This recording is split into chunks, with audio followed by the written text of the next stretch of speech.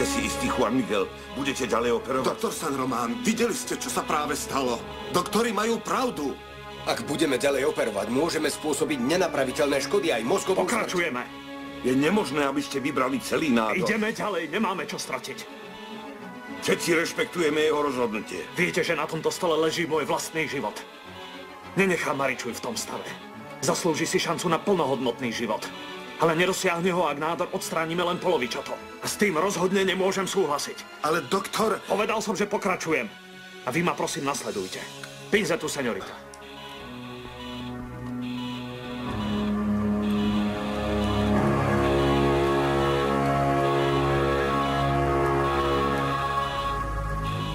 Smlkni už konečne, len ma znervozňuješ. Neoperujú, Juan Miguel, preboha ťa prosím, viem, prečo ti to hovorím. Vyveďte ju, Prosím ťa, neoperuj. Vyveďte ju. Nevieš, čo sa stane, Maričuj zomrie, zabiješ ju, Juan Miguel.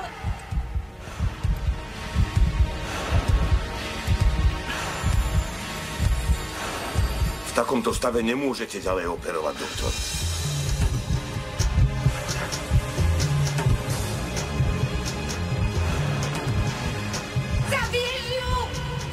Mala by si sa hanbiť, že sa pred nami vyjadruješ takýmto spôsobom. Prestaň už skúšať moju trpezlivosť.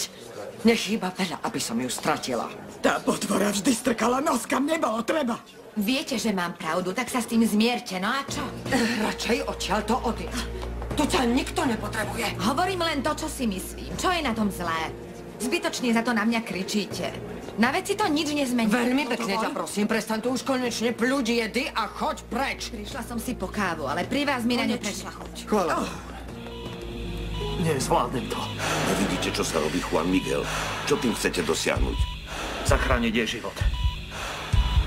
Viem, že nádor je v pokročilom štádiu, ale dokážem to urobiť a urobím to. O tom nikto nepochybuje, hoci... Tak mi nič nevravte. V tejto chvíli som veľmi precitlivený. Ale musím ju zachrániť.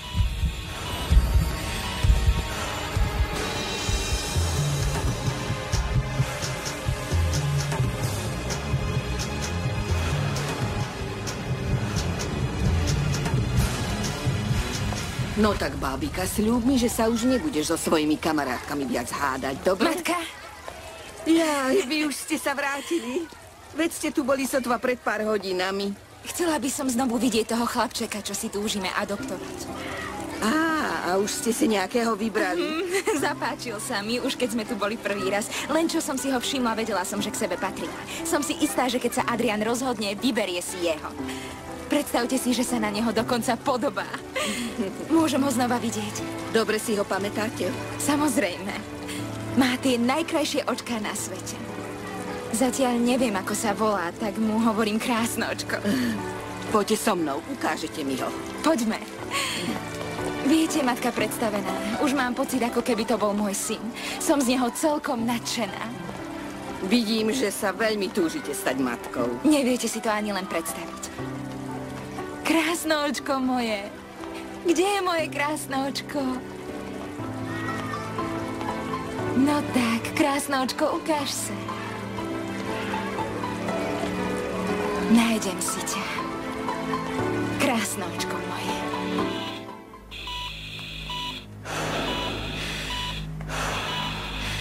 Doktor, predpokladám niečo z operácie. Nám o chvíľu vyprší. Seniori doktori. Nevyzerá to dobre. Máme tu krvácanie. Pokyny. Stráca priveľa krvi, Sestrička doktor. gázu. Treba to zastaviť. Urobte, čo je nutné. Okamžite musíme urobiť masáž srdca. Doktor San Román, strácame ju. Strácame Maričuj.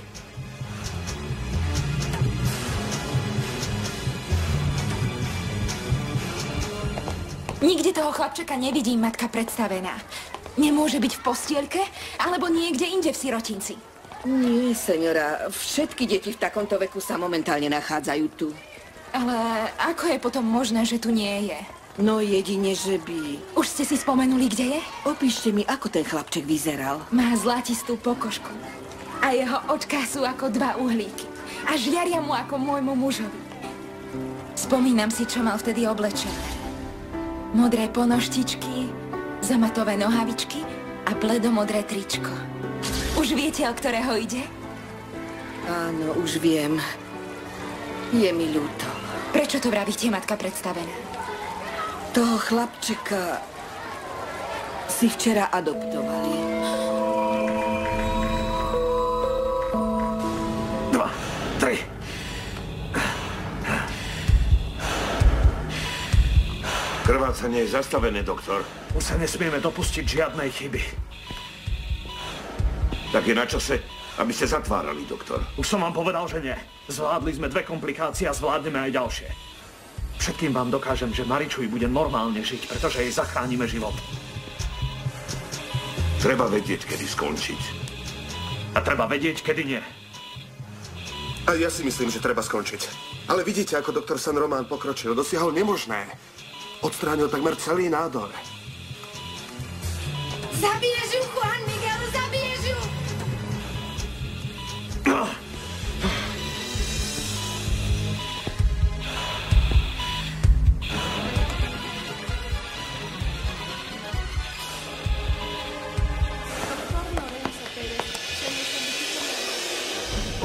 Prečo som bol taký tvrdohlavý? Prečo som tak dlho nechcel uveriť tomu, čo mi vravel Juan Miguel? Môj strýko veľmi trpí. No, ja tiež.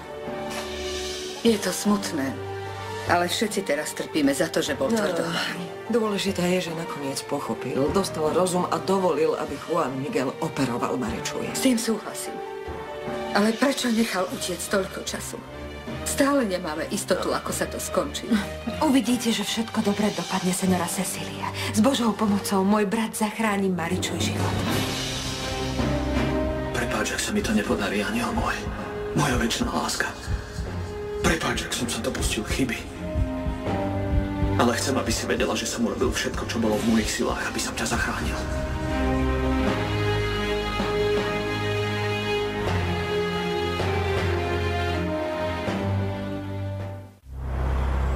Súd pokračuje.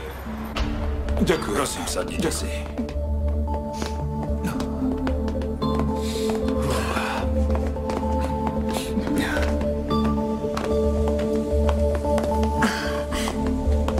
Beatrice, Eduardo, prišli sme, aby sme vás podporili.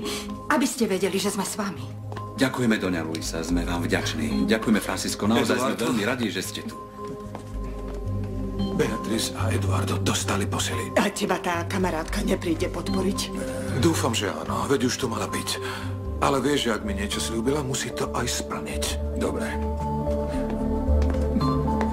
Čo je ti, miláčik? Pozeráš sa na všetky strany, ako keby si niekoho hľadala. Áno, uhádol si, aj hľadám. Kde je? Kto? Veľmi dobre viete, o kom hovorím. Kde je tá zradkyňa, vaša dcéra? Prišli sme sami, len ja a Luisa, Beatrice. Klamete. Beatrice. Viem, že sa niekde skrýva a vysmieva sa mi ako do vždy robila. Čo je to s tebou? Pusti ma! Upokoj sa, sadni si. Pusti ma! Necítite sa Vylez, dobre? Elsa, kde si? Upokoj sa, Povedz, že Elsa. vyliezla, lebo ja si ju aj tak nájdem. Počujete, nájdem ju! Nechajte ma! Nechajte ma! Mám požiadať sudcu o ďalšiu prestávku.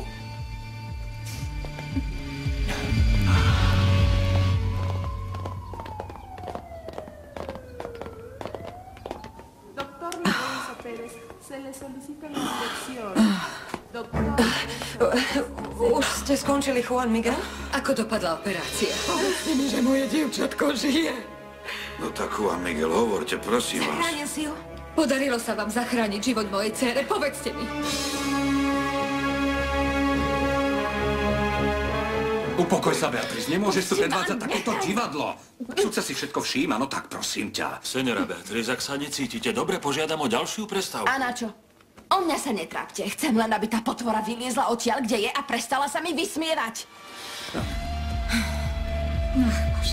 Mám pocit, že jej show prekoná aj tú, čo som predvidel ja. Aj tak je to cynické. Elsa neprišla, ale vyslala rodičov, aby jej povedali, čo a ako. Stalo sa vám niečo, senora? Áno. Chcem, aby sa tento otrasný súd skončil, aby som sa mohla vrátiť k synovi. Dobrý deň, ahoj. Prosím vás, a máte predvolanie? Nie, ale som priateľka doktora Garibaya a prišla som ho podporiť.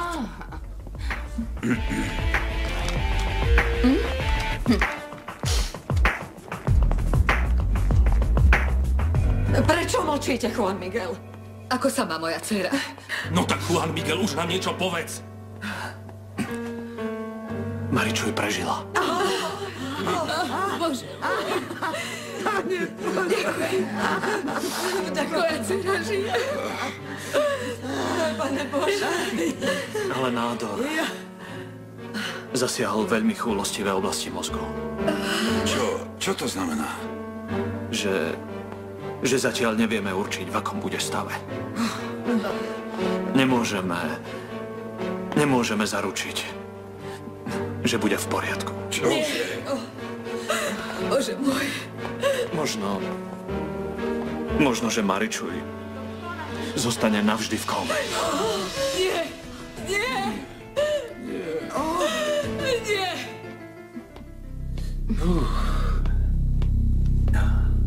Prišla som ťa podporiť, pretože ani Israel, ani Juan Miguel nemohli. Operujú. Ale zastúpim ich naozaj veľmi rada. Ty trpaná jedna vlasatá, to je môj manžel. Čo tu robíš? Už ti ukážem. Señora Beatriz, upokojte sa.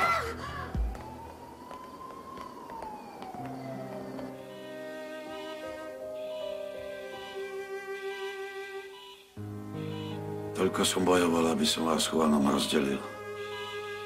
Tak veľmi som si prijal tvoje šťastie. Bol som presvedčený, že ti ublížil a mýlil som sa.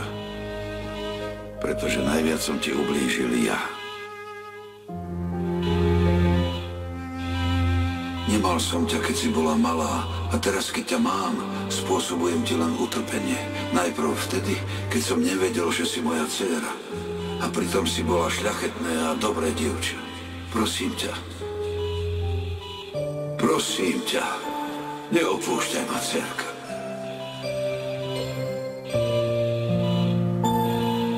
Ocinko, máš toľko starostí a ešte si robíš aj výčitky. Nechcem, aby si bol nešťastný. Dcérka. Áno, ocko. Vieš čo, ocko? Vôbec sa na teba nehnevám. Ale... Mám ťa rada. A vždy som ťa mala rada.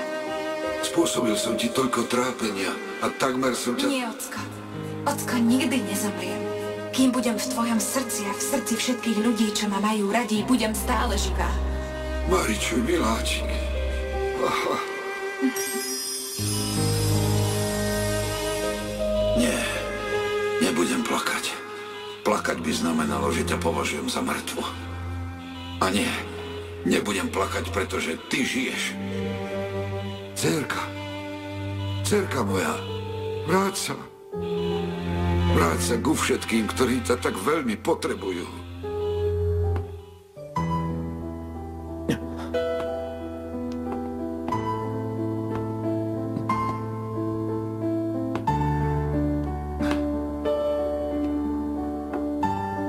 Rafael.